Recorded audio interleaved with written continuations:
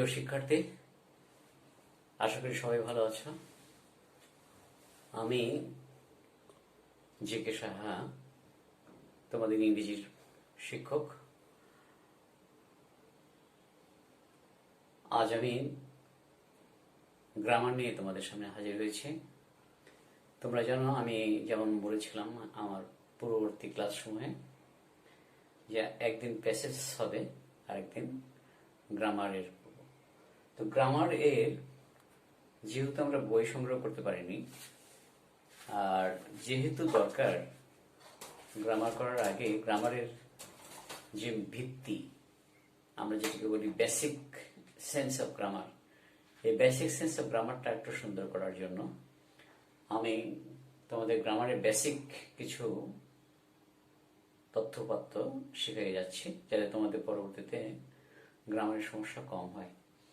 তো সেই সূত্রে আজকে আমি গ্রামার এবং গ্রামারের একটা অংশ নাউন অ্যান্ড নাউন ফ্রেজ, এর মধ্যেই সীমাবদ্ধ থাকবো আমার কথা বলা। নাউন কি, নাউন কত প্রকার, আর নাউন ফ্রেজ কি, নাউন ফ্রেজের কাজ কি, নাউন ফ্রেজের গঠন কেমন হয়, এই বিষয়গুলো আমি তোমাদের মুখে বলবো।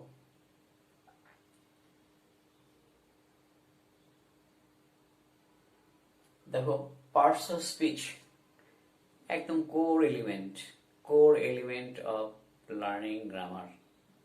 হ্যাঁ, পার্টস অফ স্পিচ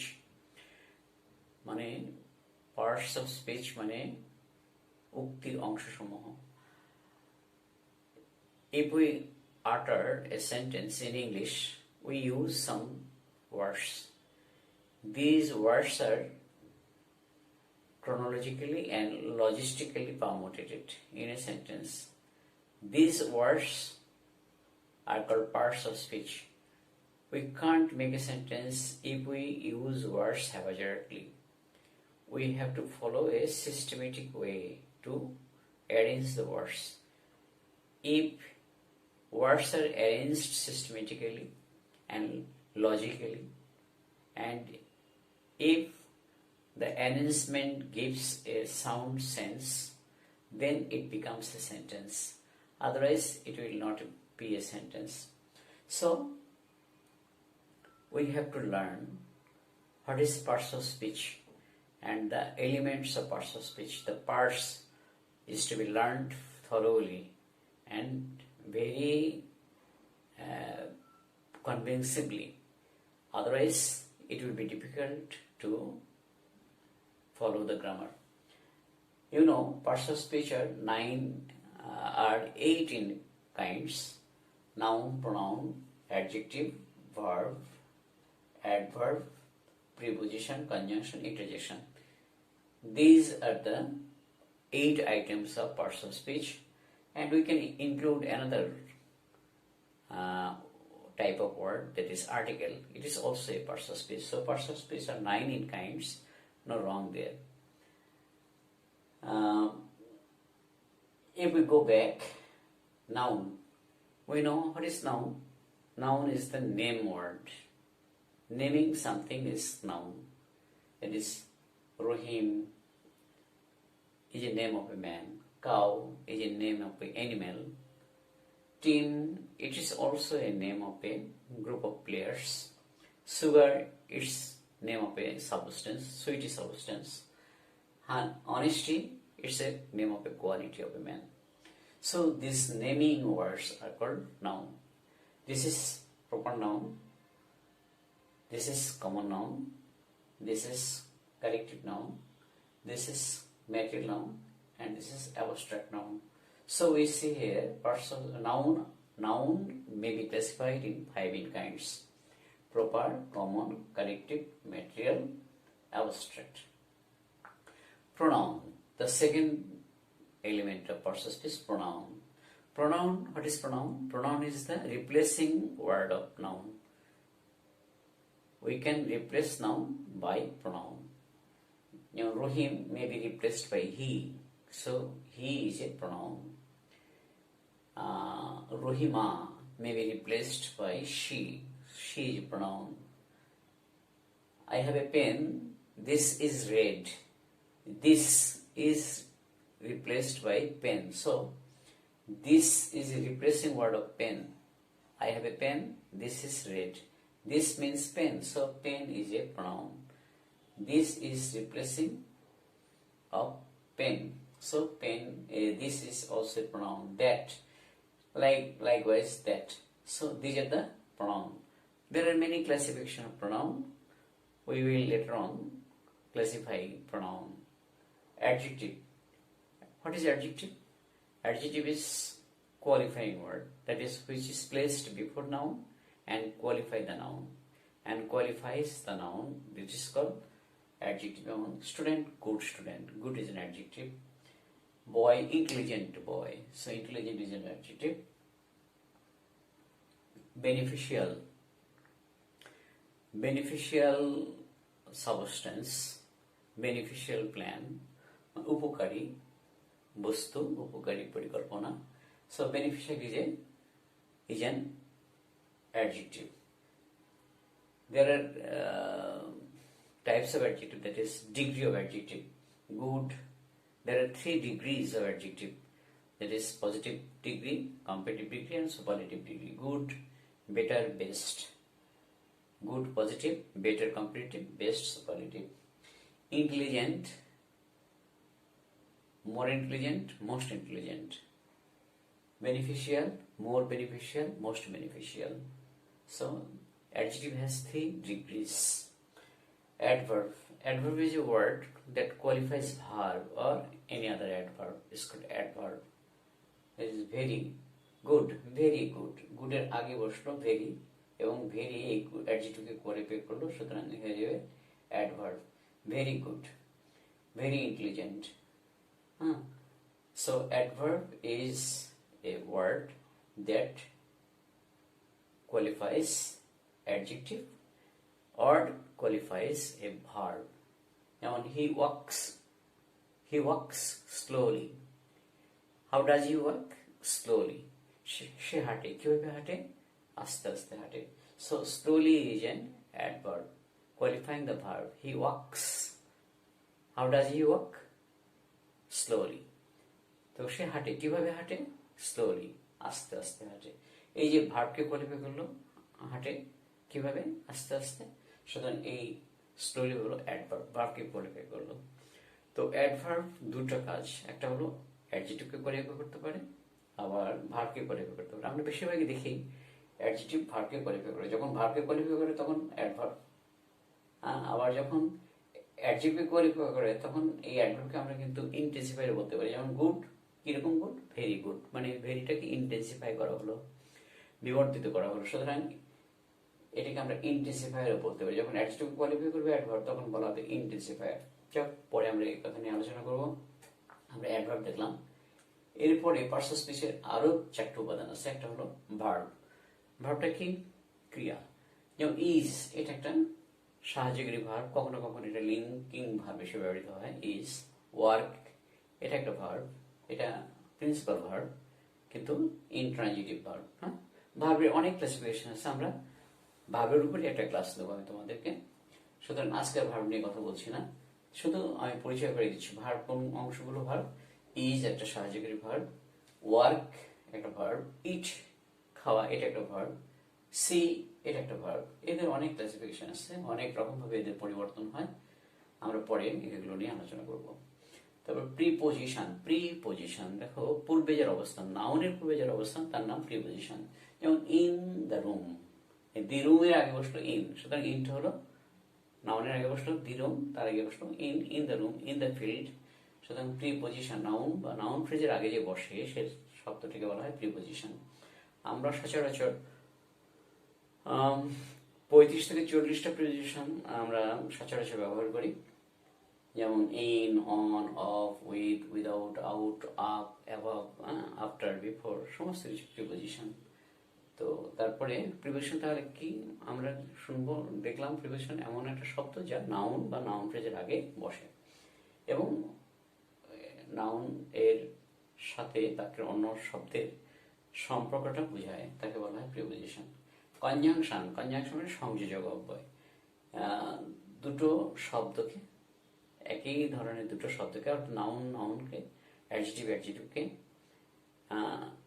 অ্যাডভার্বের সাথে সংযোগ করার জন্য, ওয়ার্ডকে ওয়ার্ডের সাথে সংযুক্ত করার জন্য, ফ্রেজের সাথে ফ্রেজকে সংযুক্ত করার জন্য, অথবা ক্লজকে ক্লজের সাথে সংযুক্ত করার জন্য যে আমরা শব্দটিকে ব্যবহার করি তার নাম হলো হয় কনজাংশন।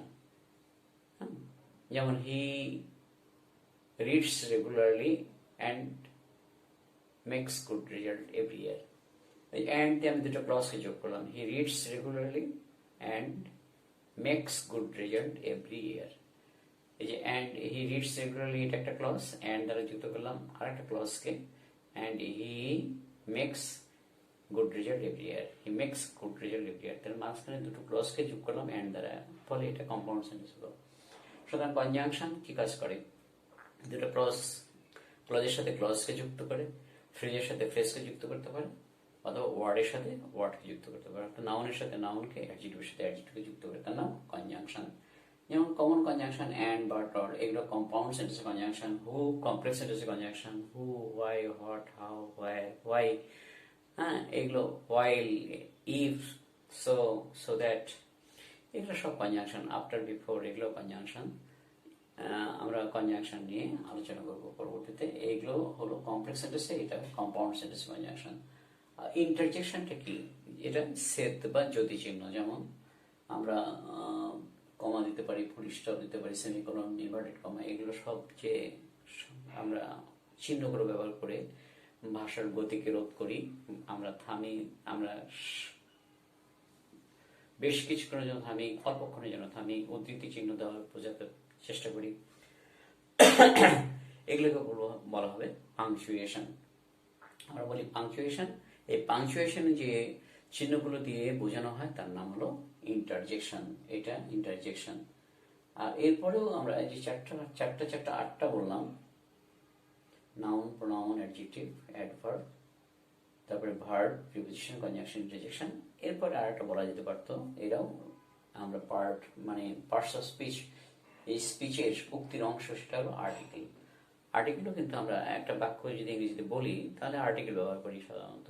সুতরাং আর্টিকেলটাও একটা পার্টস অফ স্পিচ। তাহলে পার্টস অফ স্পিচ আমরা 9 প্রকারে দেখে নিলাম। আচ্ছা, নাউনের ক্লাসিফিকেশন দেখো, আমি বোধহয় এর আগে তোমাদের ক্লাসে বলছিলাম নাউনের ক্লাসিফিকেশন। ঝটপট আবার একটু রিভিশনাল ওয়ার্কের মতো করে ফেলি। নাউন কাকে বলে? নাউন হলো নামবাচক শব্দ। আর নাউনকে মূলত আমরা দুই ভাগে ভাগ করতে পারি, একটা concrete noun, abstract noun. Concrete noun কোনগুলো? যেগুলো ধরা যায়, ছোঁয়া যায়, উপজনসে অবস্থান আছে, একটা জাড্য বস্তু অর্থাৎ জড় বস্তু, তাকে বলা হয় কংক্রিট নাউন। আর যেগুলো ধরা যায় না, ছোঁয়া যায় না, ইচ্ছা অনুভূতির সাথে, আমাদের চিন্তা চেতনা, ইচ্ছা অনুভূতির সাথে যেগুলো জড়িত, অর্থাৎ চাক্ষুষ দেখা যায় না, এটার নাম বিমূর্ত। এটা দেখা যায় মূর্ত, আর এটা হলো বিমূর্ত। এটা দেখা যায় না, ধরা যায় না, ছোঁয়া যায় না, অনুভূতির সাথে সম্পৃক্ত, এটার নাম অ্যাবস্ট্রাক্ট নাউন। আর এই মূর্ত মানে জাড্য, মানে শক্ত বস্তু, কংক্রিট। এটা 4 ভাগে ভাগ করা যায়, proper noun, common noun, collective noun, material noun. Proper noun কোনগুলো? যেগুলো একক অদ্বিতীয়, এর কোনো দ্বিতীয় নাই, হ্যাঁ, সেইগুলোকে বলা হয় প্রপার নাউন। যেমন ঢাকা, একটাই ঢাকা শহর, পৃথিবীতে আর ঢাকা শহর বলে কোনো শহর নাই, ঢাকার মতো নাই।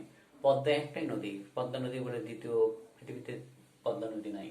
বা রহিম, আমি যদি আমার বাড়ির পাশের একটা ছেলে রহিম, সেই রহিমকে বুঝাই, রহিম এখানে আসো, ওই রহিমের মতো আর কোন রহিম পৃথিবীতে নাই। রহিম নামের বেশ কিছু লোক আছে, রহিম নামের হয়তো 1 মিলিয়ন, মানে 10 লক্ষ লোক আছে পৃথিবীতে রহিম নাম। কিন্তু আমি যে রহিমকে বুঝাচ্ছি, রহিম এদিকে আসো, সেই রহিমের মতো অন্য রহিম, ওই রহিম পৃথিবীতে আর নাই। সুতরাং এই যে নামের দ্বারা একক অদ্বিতীয় কে বোঝানো হয়, নির্দিষ্ট করে ওকে বোঝানো হয়, অন্য কাউকে না, তাকে বলা হয় প্রপার নাউন। প্রপার নাউনের বিশেষ বৈশিষ্ট্য হলো এরা বড় হাতের অক্ষর দিয়ে শুরু হয়। যেমন ঢাকার ডিটা বড় হাতের হচ্ছে, পদ্মার পিটা বড় হাতের হচ্ছে, রহিমের 8টা বড় হাতের হচ্ছে। প্রপার নাউনের প্রত্যেকটা অংশে যদি অংশ থাকতো আব্দুর রহিম মিয়া, তাহলে আব্দুলের এটা বড় হতে হতো, রহিমের 8টা বড় হতো, মিয়ার এমটা বড় হতে হতো। নিশ্চিন্তারা ফকির স্কুল অ্যান্ড কলেজ, এনটা বড় হতে হবে, ফকিরের এফটা বড় হতে হবে, স্কুল অ্যান্ড কলেজ, স্কুলের এসটা বড় হতে হবে, কলেজের সিটা বড় হতে হবে, হ্যাঁ। অর্থাৎ এটার নাম প্রপার নাউন। অর্থাৎ প্রপার নাউন একক অদ্বিতীয়, ভিন্ন নাই, ওর কোনো ভিন্ন নাই, এবং যেগুলো সুনির্দিষ্ট এবং যেগুলো নামের আদ্যাক্ষর প্রথম মানে আদ্যাক্ষর বড় হাতের হয় সেগুলো বলা হয় প্রপার নাউন। আর কমন নাউন হলো কমন, এক জাতি বিশেষ, এক জাতীয়, একটাকে বললে ওই জাতীয় সবাইকে বোঝানো হয়। যেমন city, Bogura city, Khulna city, Rajshahi city, Dhaka city, হ্যাঁ, চিটাগাং সিটি, সিটি। সুতরাং সিটি বলে কিন্তু শহর, এখন সেটা সিটি বললেই শহর বোঝাচ্ছে। আমি যখন খুলনা সিটি বলছি তখন কিন্তু প্রপার নাউন হয়ে যাচ্ছে, কিন্তু সিটি সব শহর বোঝাচ্ছে। যেমন রিভার সব নদীকে বোঝাচ্ছে, যেমন ম্যান সমস্ত মানুষকে বোঝানো হচ্ছে। দেখো ঢাকা হলো প্রপার নাউন, ঢাকার কমন নাউন হয় সিটি। সিটি বললে যেগুলো সিটি, ঢাকা বললে নির্দিষ্ট সিটি, সুতরাং এটা প্রপার নাউন, এটা কমন নাউন। নদী বললে সব নদী, এটা হলো এক জাতীয় বিশেষ, জাতি বিশেষ্য। আর রিভার নদী, আর যদি আমরা বলি পদ্মা তা নির্দিষ্ট নদী। মানুষ এটা এক জাতীয় একটা সত্তা বিশেষ। আর আমি যখন বলবো রহিম তখন নির্দিষ্ট মানুষ, তখন এই যে প্রপার নাউন। কমন নাউনের সাথে প্রপার নাউনের এরকম একটা সম্পর্ক আছে। এবারে দেখো কালেকটিভ নাউন মানে কি গুচ্ছাকারে যখন থাকে, একের ভিতরে অধিক, একের ভিতরে অনেক, এমনগুলোকে কালেকটিভ নাউন বলে। যেমন গ্রুপ, গ্রুপ হলো অনেকগুলো মানুষের একটা জুতোবদ্ধ অবস্থা, তাকে বলে গ্রুপ। ক্লাস অনেকগুলো ছাত্র একত্রিত হয়ে থাকে, ক্লাস। ফ্যামিলি অনেকগুলো সংখ্যা বা সদস্য এক জায়গায় থাকে, পরিবর্তিত হয়ে থাকে, ফ্যামিলি। এগুলো এ গ্রুপ অফ পিপল। আমি বলছি এ গ্রুপ, কিন্তু অনেকগুলো মানুষের কথা বলছি। ক্লাস 7, আমি ক্লাস 7 একটাই বললাম, কিন্তু আছে 72টা ছাত্র। ফ্যামিলি একটা বললাম, এ family leaves here, A family leaves here, কিন্তু দেখো ফ্যামিলির মধ্যে সদস্য সংখ্যা 2, 3, 4, 5, 6, 7 এতজন সদস্য সংখ্যাও থাকতে পারে। ভিতরে অনেক, কিন্তু এককভাবে চিহ্নিত করা হয়, এদেরকে এককভাবে গণ্য করা হয় এবং সিঙ্গুলার নাউন হিসেবে ব্যবহার করা হয়। কিন্তু ভিতরে আছে অনেক, এই যে গুচ্ছাকারে এককভাবে চিহ্নিত করা, গুচ্ছাকারে আছে এককভাবে চিহ্নিত করা হয় এবং সিঙ্গেল ভার্ব নেয়, এদেরকে বলা হয় collective noun. A group is coming, একটা গ্রুপ আসিতেছে, ইজ কামিং। কিন্তু গ্রুপ বলতে কিন্তু একজন না, অন্তত 10-12 জন আসতেছে, তাহলে ইজ কামিং। আসে 10-12 জন, তারপরে সিঙ্গুলার ভার্ব ব্যবহার করা হচ্ছে, এ গ্রুপ ইজ কামিং। বা class 7 is very intelligent, class 7 আছে 72 জন ছাত্র, কিন্তু তাও ইজ বলা হচ্ছে। এ family leaves here, third person singular number করে, ফ্যামিলি লিভস হিয়ার। বুঝতে পারছো, এটা কারেক্ট নাউন যখন ভিতরে থাকে অনেক, কিন্তু এককভাবে আমরা চিহ্নিত করি, এককভাবে ব্যবহার করি, তার নাম কারেক্ট নাউন। আর ম্যাটেরিয়াল নাউন হলো বস্তুবাচক।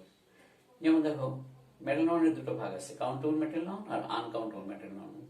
ম্যাটেরিয়াল নাউন কাউন্টেবল যখন হয় তখন দেখো বুক, ট্রি, পেন, এগুলো বস্তুবাচক এবং এগুলো প্লুরাল করা যায় এজ যুক্ত করে, books, trees, pens, 2 books, many trees, 3 pens.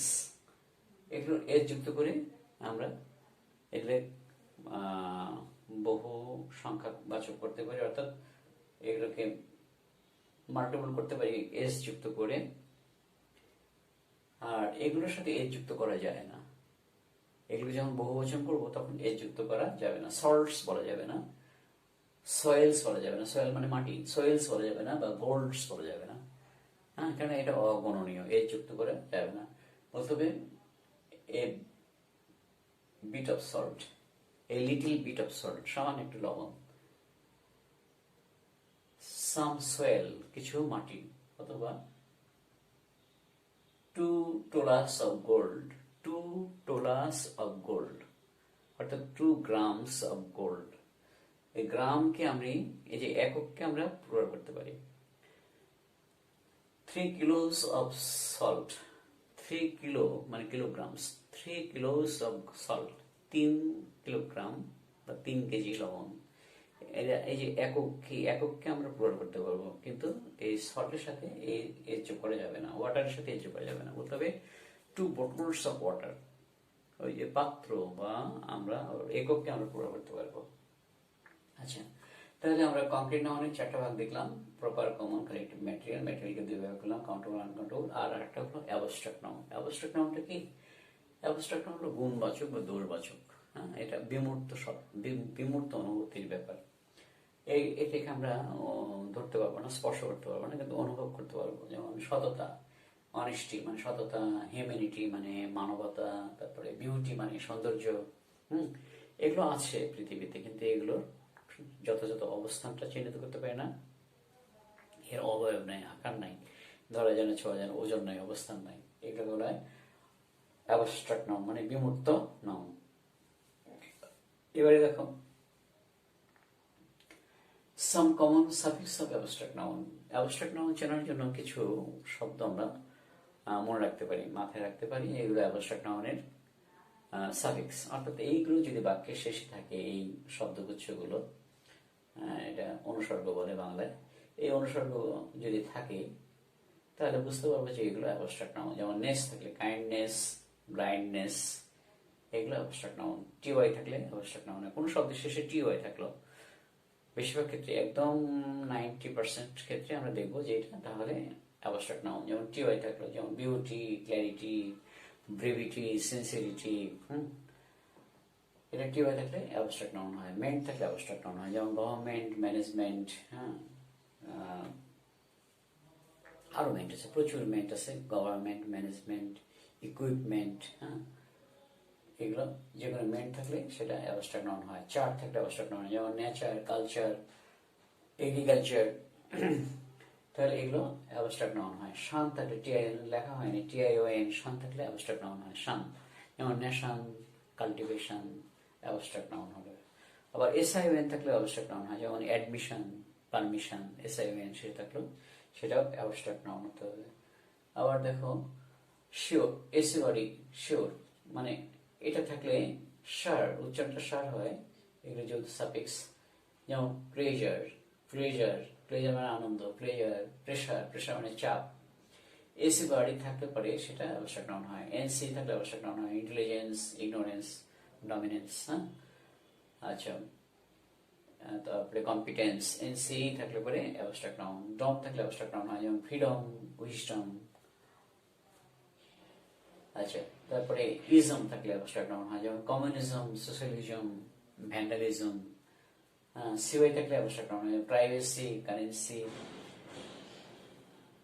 CY থাকলে প্রাইভেসি, কারেন্সি। প্রাইভেসি মানে কি? প্রাইভেসি মানে গোপনীয়তা। আর কারেন্সি মানে মুদ্রা। সিওয়াই থাকলে অ্যাবস্ট্রাক্ট নাউন হয়। হুড থাকলে অ্যাবস্ট্রাক্ট নাউন হয়, যেমন ব্রাদারহুড, নেইবারহুড, ফাদারহুড। হ্যাঁ, এগুলো সব অ্যাবস্ট্রাক্ট নাউন। কিন্তু রবিনহুড কিন্তু অ্যাবস্ট্রাক্ট নাউন হবে না। রবিনহুড একটা বিখ্যাত উপন্যাসের নায়কের নাম, রবিনহুড। সুতরাং ওটা কিন্তু অ্যাবস্ট্রাক্ট নাউন, ওটা প্রপার নাউন, রবিনহুড। কিন্তু এই হুড, এটা ফাদারহুড, চাইল্ডহুড, ব্রাদারহুড, নেইবারহুড, এগুলো হলো অ্যাবস্ট্রাক্ট নাউন। শিপ থাকলে অ্যাবস্ট্রাক্ট নাউন হয়, যেমন ফ্রেন্ডশিপ, স্কলারশিপ। আচ্ছা, এগুলো অ্যাবস্ট্রাক্ট নাউনের। যেমন এজি থাকলে অ্যাবস্ট্রাক্ট নাউন হয়, যেমন ম্যারিয়েজ, স্টপেজ, লিকেজ। হ্যাঁ, ব্রেকেজ, ব্রেকেজ মানে কি? বিরতি, ব্রেকেজ। তাহলে ম্যারিয়েজ, স্টপেজ, ব্রেকেজ, লিকেজ। হ্যাঁ, এগুলো সব অ্যাবস্ট্রাক্ট নাউন। চুট থাকলে অ্যাবস্ট্রাক্ট নাউন হয়, যেমন অ্যাটিচিউড, হ্যাঁ, ম্যাগনিচিউড, মাল্টিচিউড। এগুলো সব অ্যাবস্ট্রাক্ট নাউন। টিজ থাকলে অ্যাবস্ট্রাক্ট নাউন হয়, যেমন ট্রুথ অথবা ব্রেথ। ব্রেথ মানে কি? প্রশস্ততা। ট্রুথ মানে সত্য।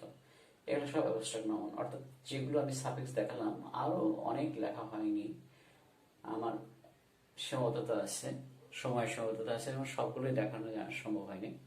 কিন্তু এইগুলো সাফিক্স থাকলে, এগুলো সাফিক্স থাকলে আমরা বুঝতে পারবো সেই শব্দটা অ্যাবস্ট্রাক্ট নাউন। অ্যাবস্ট্রাক্ট নাউনের বৈশিষ্ট্য হলো এরা দেখা যায় না, ধরা যায় না, ছোঁয়া যায় না, অবস্থান নাই, কিন্তু অনুভূতিতে আছে। মানুষের চিন্তা, ইচ্ছে, অনুভূতিতে এদের বিরাজ। এবং এগুলো সাধারণত গুণবাচক বা দোষবাচক হয়, শব্দ হয়।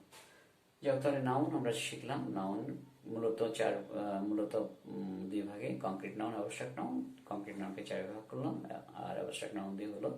নাউন আমরা একবারই বলে ফেলতে পারি, নাউন 5 প্রকার আমরা শিখলাম: প্রপার, কমন, কালেকটিভ, ম্যাটেরিয়াল এবং অ্যাবস্ট্রাক্ট নাউন। আচ্ছা, নাউন তো আমরা শিখলাম। নাউন কিন্তু আমরা এককভাবে বাক্যে ব্যবহার করি না। নাউনকে যখন আমি ব্যবহার করি, তখন এর আগে পরে, অর্থাৎ এর আগে আমরা কিছু শব্দ ব্যবহার করি। এই শব্দগুলো মানে নির্ণায়ক অর্থাৎ ডিটারমাইনার। হ্যাঁ, নাউনের আগে একটা না একটা ডিটারমাইনার ব্যবহার করি। যেমন বয়, আমরা বয় লিখি না, এ বয়, আই স বয়, তাকে বলি I saw a boy in the field? না, আমরা বলি I saw a boy in the field, a boy. অর্থাৎ এটা তখন ফ্রেজ হয়ে গেল। ফ্রেজ মানে কি? বয় কিন্তু ওয়ার্ড, যখনই বিচ্ছিন্ন একটা শব্দ তখন ওয়ার্ড। আর যখন 2, 3, 4, 5টা শব্দ একত্রিত হয়ে গেল এবং একত্রিত উচ্চারিত হলো এবং একটা অর্থ প্রকাশ করলো, তখন তাকে বলে ফ্রেজ। যখন এ বয় বলছি একটি বলো, তখন এই বয়টা হয়ে গেল একটা phrase. A boy, a good boy, an intelligent বয়, তাহলে হয়ে গেল ফ্রেজ। এটাকে বলে নাউন ফ্রেজ। হ্যাঁ, পরিষ্কার করে বুঝে দেখো।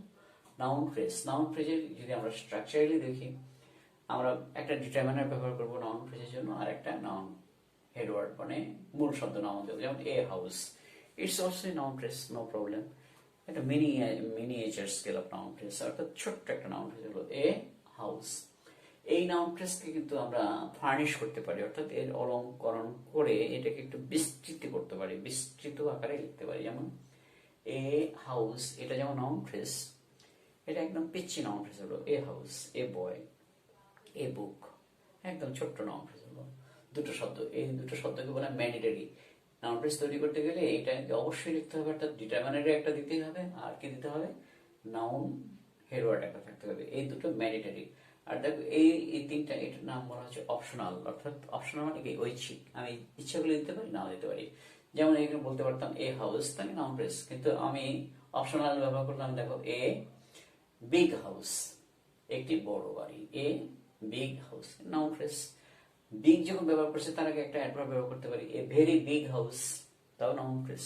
আবার বলতে পারি a very big building house. এই যে বিল্ডিংটা নাউন অ্যাডজেক্টিভ। কেন? দেখো building itself is a noun.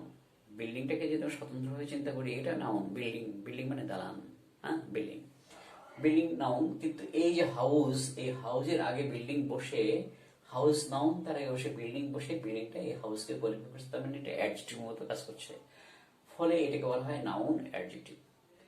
তাহলে আমরা নাউন ফ্রেজ তৈরি করতে গেলে আমরা দেখো 5টা শব্দ পাশাপাশি বসাতে পারি। ডিটারমিনারে যে কোনো একটা নিলাম, এ, তারপরে অ্যাডভার্ব নিলাম বা ইন্টেন্সিফাই নিলাম। এ ভেরি, ইন্টেন্সিফাই কেন? এই যে বিগ কে ইন্টেন্সিফাই করলো, অর্থাৎ বিবর্ধিত করলো। একটি বড় বাড়ি, কিরকম বড় বাড়ি? খুব বড় বাড়ি। এই যে খুবটা বলে কি? ইন্টেন্সিফাই করা। এই জন্য আমরা অ্যাডভার্ব না বলে অ্যাডজেক্টিভের আগে যদি অ্যাডভার্ব বসে তাকে বলি ইন্টেন্সিফায়ার। তাহলে এ ভেরি বিগ বিল্ডিং হাউস, এটা একটা বড় নাউন ফ্রেজের ব্যবহার হলো। আবার ছোট্ট নাউন ফ্রেজ বলতে পারতাম এ হাউস, তাও নাউন ফ্রেজ। আবার এ বিগ হাউস, এটাও নাউন ফ্রেজ হতো। আবার যদি বলতাম এ বিল্ডিং হাউস, তাহলে নাউন ফ্রেজ হতো। এ বিগ বিল্ডিং হাউস, তাহলে নাউন ফ্রেজ হতো। অর্থাৎ এইগুলো অপশনাল দিয়ে, এই অপশনাল ওয়ার্ডগুলো দিয়ে আমরা নাউন ফ্রেজটাকে বিবর্ধিত করতে পারি, বিস্তৃত করতে পারি। আবার না দিয়ে শুধুমাত্র ডিটারমিনারের একটা দিয়ে আর একটা নাউন হেডওয়ার্ড দিয়েও নাউন ফ্রেজ তৈরি করতে পারি। তাহলে নাউন ফ্রেজের মধ্যে আমরা সন্নিবেশ করতে পারি 5টা শব্দ। একটা হলো ডিটারমিনার, দ্বিতীয়টা কি? অ্যাডভার্ব বা ইন্টেন্সিফায়ার, তৃতীয়টা কি? মাঝখানে যেটা, সেটা বলে মডিফায়ার বা অ্যাডজেক্টিভ। এটাকে আমরা মডিফায়ার বলি, কারণ প্রি মডিফায়ার, এই যে হাউসের আগে বসছে এবং হাউসকে বলে বসছে। কিরকম হাউস? Big house. সুতরাং এটাকে মডিফায়ার বলা যেতে পারে বা অ্যাডজেক্টিভ বলি।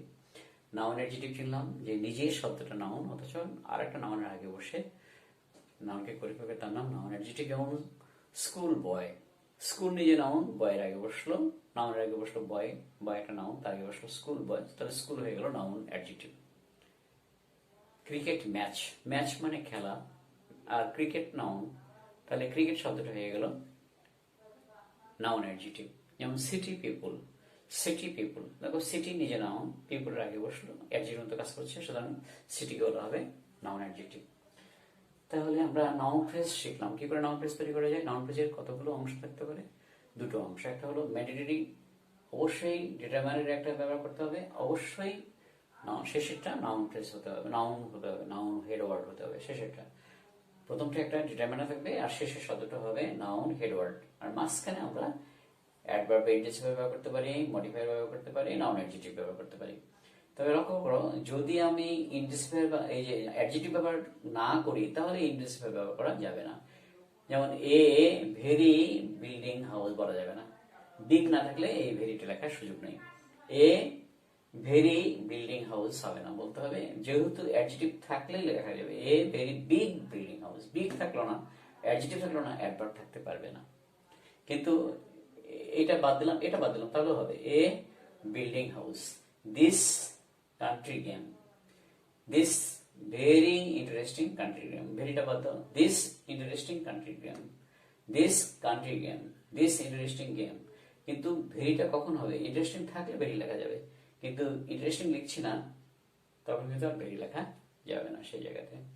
অর্থাৎ অ্যাডজেক্টিভ বা মডিফায়ার থাকলেই কেবল ইন্টিসিপাল বা অ্যাডভার্ব ব্যবহার করা যাবে। তো আমি ডিটারমাইনারের কথা বলছি। তো ডিটারমাইনার কত রকমের সেটা একটু আবার একটু দেখে নিই। ডিটারমাইনার মানে কি? নির্ণায়ক। নাউনের আগে যে শব্দটা বসে নাউনকে বিশেষভাবে চিহ্নিত করে, নির্ণয় করে, তার নাম ডিটারমাইনার। যেমন ডিটারমাইনার 5 রকমের। একটা আর্টিকেল ডিটারমাইনার। আর্টিকেল গুলো কি কি? এ এন্ড দি। এর মধ্যে কিন্তু দুটো ভাগ আছে, দেখো তোমরা যারা জানো ভালো। এ এন্ড দি, এ আর এন হলো ইনডেফিনিট আর্টিকেল, দি হলো ডেফিনিট আর্টিকেল। হ্যাঁ, তাহলে আর্টিকেল হলো a and the. Demonstrative pronoun, demonstrative pronoun কোনগুলো? যেগুলো আমরা এই যে এই তর্জনী দিয়ে চিহ্নিত করে বলতে পারি। This eighty, that, this that, this কাছের একটা, দ্যাট দূরের একটা। অথবা দিস কাছের অনেকগুলো, দোজ দূরের অনেকগুলো। এগুলো হলো ডেমনস্ট্রেটিভ প্রনাউন। পসেসিভ কোনগুলো? পসেসিভ মানে কি? আধিকারিক শব্দ। যেমন দেখো কেস কত রকম? কেস 3 রকমের। একটা হলো possessive case, subjective case, objective case, possessive case. পার্সনের কেস 3 রকমের। একটা হলো সাবজেক্টিভ, অবজেক্টিভ, পসেসিভ। যেমন আই যখন লিখি তখন সাবজেক্টিভ, যখন মি লিখি তখন অবজেক্টিভ, আর যখন মাই লিখি তখন পসেসিভ। ঠিক কিনা? যখন আই লিখলাম, পার্সনকে আই বললাম, I work all day night, আমি দিন রাত কাজ করি, আই ওয়ার্ক। এই যে আই হলো subjective. This has been done by me, এটা আমার দ্বারা করা হয়েছে। যে মি বাই মি, মি হয়ে গেল অবজেক্টিভ কেস। আর দিস ইজ মাই রুম, এটা আমার ঘর। এই যে মাই রুম, এই যে আধিকারিক শব্দ, মাই রুম। এই যে this is my room, my room, এটা হয়ে গেল নাউন ফ্রেজ। মাইটা হলো পজিটিভ ডিটারমাইনার, মাই।